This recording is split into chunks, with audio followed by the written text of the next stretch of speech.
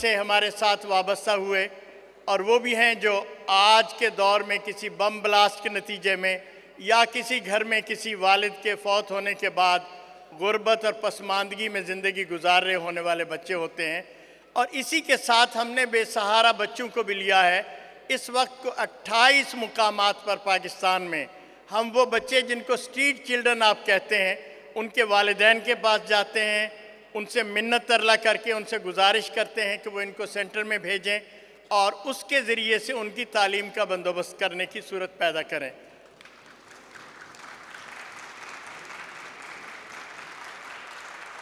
الحمدللہ 2014 میں جو پہلا بچہ اسٹریٹ چلڈرن میں سے ہم نے لیا تھا، وہ آج پشاور یونیورسٹی کی ٹیکنیکل آئی ٹی ادارے کے اندر اسٹوڈنٹ کی حیثیت سے وہاں موجود ہے۔ تو یہ جو یتیم بچوں کا معاملہ ہے اور ان کا جو دکھ ہے، اس کے اندر ان سے شرکت کرنا، ان کی ماؤں کو یہ احساس دلانا کہ وہ اگرچہ ایک بڑی نعمت سے محروم ہوئے ہیں، لیکن اس کے باوجود اس معاشرے نے انہیں چھوڑا نہیں ہے۔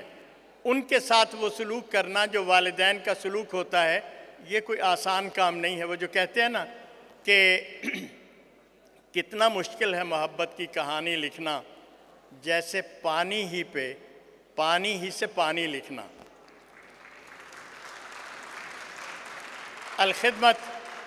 الخدمت فی الواقع یہ کام کر رہی ہے۔ تعلیم ہمارا فوکس ہے۔ یتیم بچے اور لاچار بچے ہمارے لیے بہت اہمیت کے حامل ہیں، بالکل اسی طرح جس طرح ہمارے اپنے بچے ہوتے ہیں، اور ہم چاہتے ہیں کہ ان کو تعلیم کے میدان کے اندر لے کر چلیں۔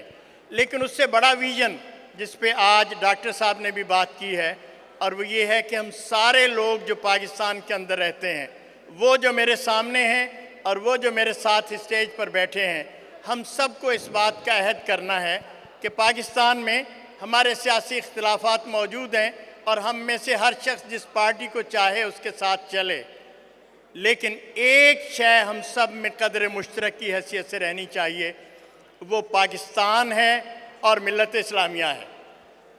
اور ہم سب نے مل کر اس بات کی کوشش کرنی ہے کہ ان دو کاموں میں ہم پیچھے نہ رہ جائیں۔